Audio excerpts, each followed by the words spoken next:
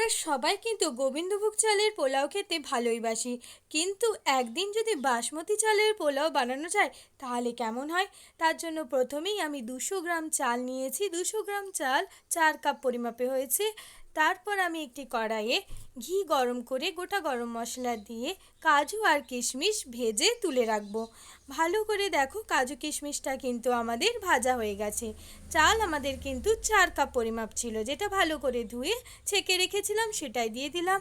আর আদা কাঁচা লঙ্কার পেস্ট, গরম মশলা গুঁড়ো, হলুদ গুঁড়ো দিয়ে ভালো করে ঘিতে আমরা চালটা কিন্তু নাড়াচাড়া করে নেব।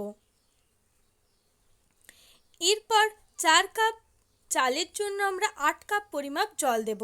প্রথমে আমি এখানে 3 কাপ পরিমাপ জল দিয়ে কিছুক্ষণ ঢেকে রাখবো। তারপর ঢাকনা খুলে চালটা আমরা আবার উল্টে পাল্টে নেড়ে দেব। এরপর আরও কিছু পরিমাপ জল দিয়ে দেব। তারপর ঢাকা দিয়ে 10 থেকে 15 মিনিট হতে দেব।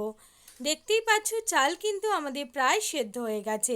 এরপর ভেজে রাখা কাজু কিশমিশ দিয়ে উল্টে পাল্টে আরও কিছুক্ষণ ঢেকে রাখবো। এরপর আমরা পরিমাণ মতো চিনি ব্যবহার করব। তোমরা তোমাদের স্বাদ মতো চিনির ব্যবহার করবে।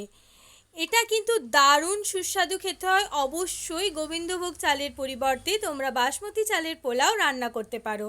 এরপর স্বাদ মতো নুন দিয়ে ভালো মতো নাড়াচাড়া কিছুক্ষণ করে ঢাকা দিয়ে রেখে দিলেই আমাদের বাসমতি চালের পোলাও একদম ready. Subscribe to my channel, like share comment করতে ভুলো না।